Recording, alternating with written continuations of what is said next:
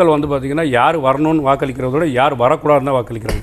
நான் சொல்ல நல்ல தம்பி ரொம்ப கருத்தா பேசுவாப்ல. எத்தனை ஒரு பஞ்சாயத்தடா முடிச்சு வச்சு பாரு, நமக்காக அம்மட்டு போலும் பிள்ளை குட்டியோட வெயில்ல காத்து கிடக்குறாங்களே. திமுக அரசாங்கம் 5 வருஷம் ஆண்டு இருக்கு. என்ன சொன்ன வாக்குறுதி நிறைவேற்றினாலும் மக்கள் பார்ப்பாங்க. எப்படி பார்ப்பாங்க? சொல்லி அனுப்புறதாண்டா. முஸ்தபா சார், ஒரு அரசை விமர்சிக்கிற போது குறிப்பிட்டு இந்த துறைகள்ல இந்த இடங்கள்ல வீக்கா இருக்காங்கன்னு சொல்லணும். ஒரு பொத்தாம் பொதுவான ஆட்சிக்கு எதிரான மனநிலை பேசுது. எல்லாரும் துண்டு தொட்டு சொல்றா. திமுக ஒரு 13 தேர்தல வாக்குறுதி கொடுத்திருப்பாங்களா? சரி, எல்லா தேர்தலையும் அவங்க வாக்குறுதி ஒவ்வொரு முறையும் நிறைவேற்றாம போறாங்க. ஆனா மக்கள் ஏங்க வாக்களிச்சுட்டே இருக்காங்க? தெரியலையே. தெரியலன்னா செருப்பாலே அடிப்பண்டா. ஒரு 11 16 ஜெயலலிதா பதில் இல்ல.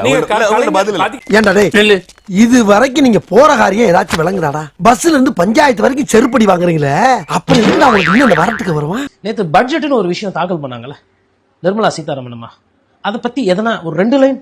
அப்படின்னு என்னன்னு இப்ப ஏதோ சொன்னீங்களே, நேத்து பட்ஜெட் தாக்கல் பண்ணாங்களே, எப்படி இருந்துச்சு? என்ன பட்ஜெட் தாக்கல் பண்ணாங்களே? அப்படியே போட்டனா நான் கேட்டது என்கிட்ட திருப்பி கேளு. என்ன பட்ஜெட் தாக்கல் பண்ணாங்களே தெரியல. அது தெரிஞ்ச நாயா இங்க வர்றேன், தெரியாம தான் இங்க வந்து குத்த வச்சேன். சார், நீங்க நேத்து பட்ஜெட் தாக்கல் பண்ணத தாவேக்காவோட மதிப்பிடுறேன்.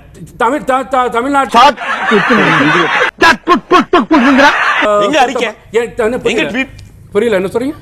காது கேட்காது. வா, நேத்து தாக்கல் செய்யப்பட்ட பட்ஜெட் பத்தி தாவேக்காவோட மதிப்பிடுங்க. அறிக்கை இல்ல, அறிக்கை வரும் எப்ப செத்ததுக்கு அப்புறமா? ஆமா. இப்ப நான் என்ன பாத்துக்கிறேன்னா, இவரு பேப்பர் படிக்கிறது கிடையாது, இவரு செய்தித்தாள்ல வர நியூஸ பத்தி அதுக்கப்புறம் வேற யாருக்கிட்டையும் பேசுறது கிடையாது. 3வது டிவி நியூஸ் சம்பந்தமான டிவி பாக்குறது கிடையாது. 4வது அரசியல் பத்தி வேற யாருக்கிட்டையும் டிஸ்கஸ் பண்றது. அதான் அதேதான். பட்ஜெட் எப்ப போட்டாங்க உங்களுக்கு தெரியல. பட்ஜெட் போட்டாங்க தெரியுமா உங்களுக்கு? இன்னைக்கு பூரா விட மாட்டான் போல் இருக்கே. இதெல்லாம் பேசணும். நீங்க சார் நீங்க வந்து கட்டுப்பாடு விதிக்கிறீங்க. அப்புறம் என்ன நீங்க வந்த ஏன் பேச மாட்டீங்க? பாஜக வந்து பயப்படுறீங்களோ? வீரவாண்டிய கெட்ட பொம்மனா.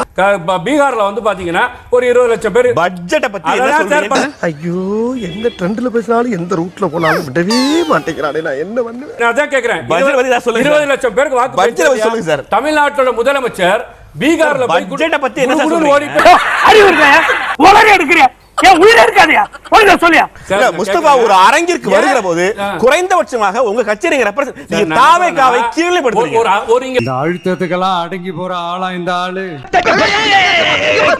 வெங்காயம் முதலமைச்சர் பேசினார் பட்ஜெட் பத்தி. உங்களுக்கு பட்ஜெட் நடந்துச்சுனே தெரியல. திமுக பட்ஜெட் பத்தி என்ன சொன்னாங்கன்னு தெரியல. உங்க ஃபங்க்ஷன்லயுமே தெரியல. எனக்கு எதுவுமே தெரியாது. நேரம் முடிஞ்சு சொல்றேன். என்ன யோசிக்கிறீங்க? உன்னை ஏன்டா கூப்பிட்டேன்னு யோசிக்கிறேன். உங்களுக்கு ஆன்சர் தெரியலனா நீங்க கத்த ஆரம்பிக்கிறீங்க. ஒண்ணு இல்ல, இருங்க ஒரு நிமிஷம் நான் சொல்றேன். ஒரு நிமிஷம் இருங்க சார். சார் ஒரு நிமிஷம் இருங்க சார். ஒரு நிமிஷம் இருங்க சார். ரெஃப்ரே கத்துறது கிடையாது. ஒரு நிமிஷம் இருங்க சார். ஒரு நிமிஷம் இருங்க சார். டேய் மைக் ஆஃப் பண்றேன். எதுக்கு? நானும் நீங்க தாவேக்காவை ரெப்ரசன்ட் பண்றதா வந்து ஒவ்வொரு முறையும் தாவேக்காவை சிறுபடுத்துறீங்க. எனக்கு எதிரிங்க வெளியே இல்லடா, கூடவே இருக்கீங்க. ஒரு பட்ஜெட் தாக்கல் செய்யப்பட்டது ஒரு தாவேக்கா ஆதரவு நபருக்கு தெரியவே இல்லைன்னா பட்ஜெட்டை முதலமைச்சர் நான் பேச முடியுங்க சார். பேச முடியுங்க சார். பழுக்க தலையா அப்படியே எத்தனை தலை தனியா ஓடி போயிடும். பட்ஜெட்டை பத்தி ஒரு 5 சொல்லுங்க. நேத்து நீங்க பார்த்த பட்ஜெட்ல நடந்த 5 விஷயம் சொல்லுங்க. நீங்க பட்ஜெட்டை பார்க்கல சார். கோவப்படாதீங்க சார்.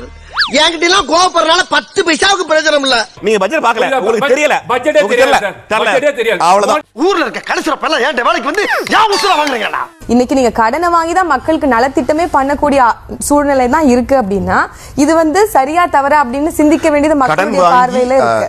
ஆமா, எவவா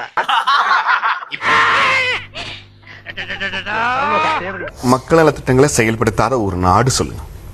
பாலியல் வன்கொடுமைகளை எடுத்துக்கோங்க. அந்த கேள்விக்கு பதில் சொல்லுங்க.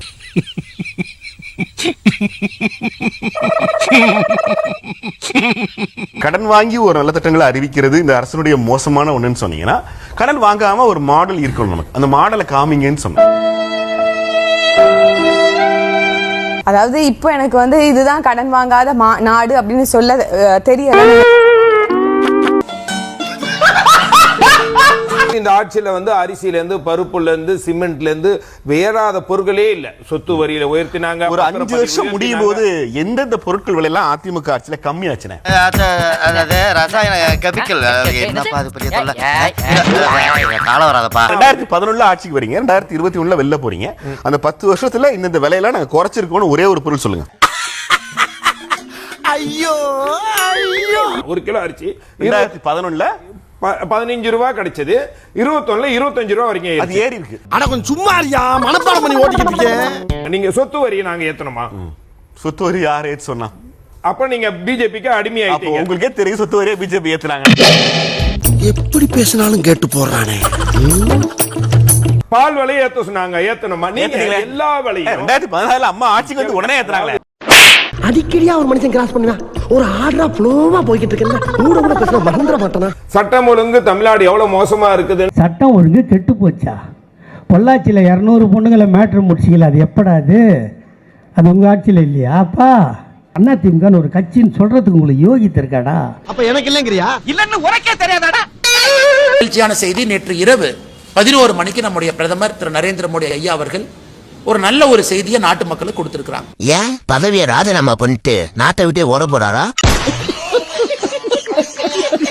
கொஞ்சம் கூட ஒரு குற்ற உணர்வு இல்லாம ஒரு 3ஆம் ஆண்டு கட்சி துவக்க விழால டான்ஸ் ஆடுறாருன்னா அந்த 41 குடும்பங்கள் எந்த அளவுக்கு மன கஷ்டப்படும் தயவுசெய்து நீங்க நினைச்சு பாருங்க. ஆனா மனசார சொல்றேன்டா, சத்தியமா நீ எல்லாம் உருப்பட மாட்ட, உருப்படவே மாட்ட, உருப்பட மாட்ட.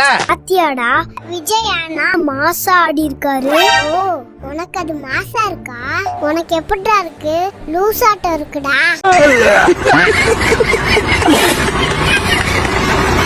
தான் செருப்புல விழுந்த பூக்களை தானே எடுத்து தட்டி விடுற இந்த மனசு யாருக்குங்க வரும்? நான் ஆயிருந்துட்டு என் கையெடுத்து எனக்கு நானே கழுவுற மனசு இருக்குல்ல, என் மனசு. என் அக்குல இருக்கிறப்ப என் கையெடுத்து நானே சொறிகிற மனசு இருக்குல்ல, என் மனசு. என்ன பிரச்சனைனா நம்மள எல்லாம் விமர்சனம் பண்றாங்க. நம்மள வீட்டை விட்டே நம்ம வெளில வரதில்ல, வீட்லயே இருக்கிறோம், நம்ம பார்ட் டைம் பாலிடிக்ஸ் பண்றோம், மக்களை போய் சந்திக்கிறது இல்ல, இது எல்லாரும் பேச ஆரம்பிச்சிட்டாங்க. சிட்டில இந்த ட்விட்டர் ஃபேஸ்புக் வச்சு நம்ம பண்ணிக்கிட்டு இருக்கிறோம், இதையும் கண்டுபிடிச்சிட்டாங்க. கிராமத்துல நமக்கு ஆள் கிடையாது அப்படின்றத மோப்பம் பிடிச்சிட்டாங்க. அப்படின்னு ஒண்ணு என்ன பண்றாரு, வீட்டுல ஒருத்தர் இருக்கிறாங்க, அவங்க பேரு விஜய், ஆணா இருந்தா, பெண்ணா இருந்தா அவங்க பேரு விஜி, அவங்க வெளியில வாங்க அப்படின்னு கூப்பிடுறாரு. அப்ப இதுக்கு என்ன அர்த்தம்னா, நான் உங்க வீட்டாண்டெல்லாம் வரமாட்டேன், நான் போய் மக்கள் எல்லாம் சந்திக்க மாட்டேன், நீங்க போயிட்டு வெளியில போய் உங்களை விஜய் உங்களை விஜி அப்படி சொல்லி நீங்க போய் தாவேக்காக்கு ஓட்டு கேட்டு அண்ணன் அப்படியே அழகா அப்படியே அமைச்சராக்கி முதலமைச்சராக்கினீங்கன்னா நான் உங்களுக்கு எல்லாம் அப்படியே ஃபிளைங் கிஸ் கொடுத்து விட்டு நான் முதலமைச்சர் ஆயிடுவேன் அப்படின்றதான் பொருள். எலெக்ஷன் வரும், எம்எல்ஏ ஆகி மந்திரி ஆகி ஒரு நாளைக்கு சிஎம் ஆயிடுவேன், நாங்க உனக்கு போஸ்ட் ஓட்டிட்டு இருக்கணும்.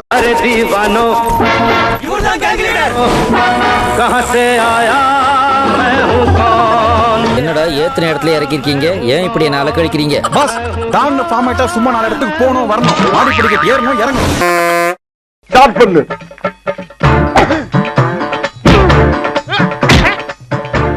இங்கிட்டு வா. அப்படியா? படைக்கல மண்டல மட்டும் அடிச்சிடாத, குலக்கேசல் உள்ள போயிருவேன். சரியா? உங்க வீட்டு பிள்ளையா நினைச்சு எல்லாரும் என்னை மன்னிச்சிருங்க.